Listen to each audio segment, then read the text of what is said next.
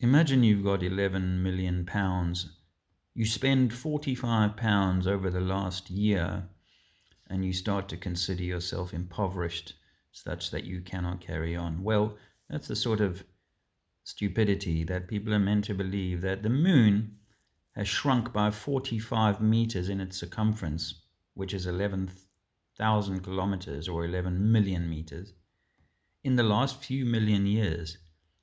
And this is creating what they say moonquakes, and which could be potentially severe around the South Pole, exactly the spot where NASA hopes to land a crew in coming years. Does this sound like more kicking the can down the road?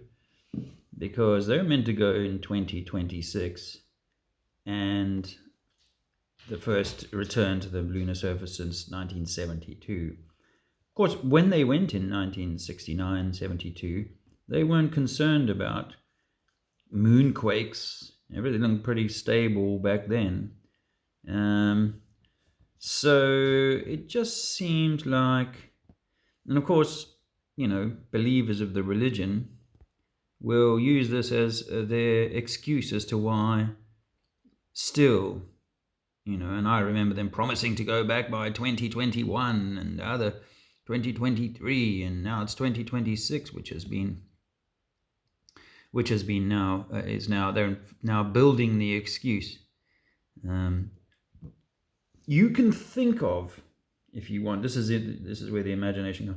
You can think of the moon surface as being dry, grounded gravel and dust, and hit by asteroids and comets, which somehow managed to squeeze their way past the Earth in order to get a perpendicular strike on the surface. As a result, the reworked surface material can be micron-sized to boulder size, but it's all very loosely consolidated.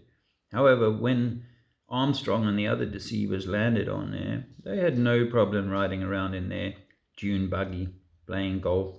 No problems. They really never talked about quakes and issues such as this. So I'll keep this short, but rather because it is completely ridiculous. This comes from an propaganda article from the Times. Here's another one. Scientists to save satellites from lasers. Again, this is why they play James Bond type stuff, to get people to believe that lasers are going to be fired up at 1,000 miles or 20,000 miles to strike these satellites. But I suppose if they're only 20 miles high, there might be possibility of some kind of laser being able to hit them at that height. But the threat from adversaries in space, of course there are no adversaries, they're all in the same club, increases China and Russia investing more in their space-based capabilities. Although military chiefs have warned that sometime in the future wars could be won or lost in space. Yes, I thought that's what Ronald Reagan was saying back in 1979. Imagine if we were attacked from an out-of-space threat. Then mankind would come together under one world order.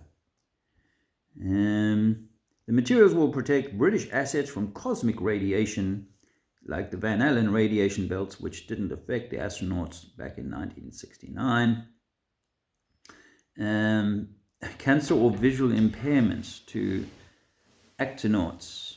Space radiation can have serious effects on the operation of satellites. Well, it hasn't done for the last 50 years, but apparently these exciting new materials not only fortify the safety of our personnel and assets, but symbolize the creativity and innovation in the face of defense challenges. Oh, well, yes, I understand these materials might be used in sort of homeland, like ground-based defense technologies. But again, more propaganda to keep us enthralled. Trinity 4 out.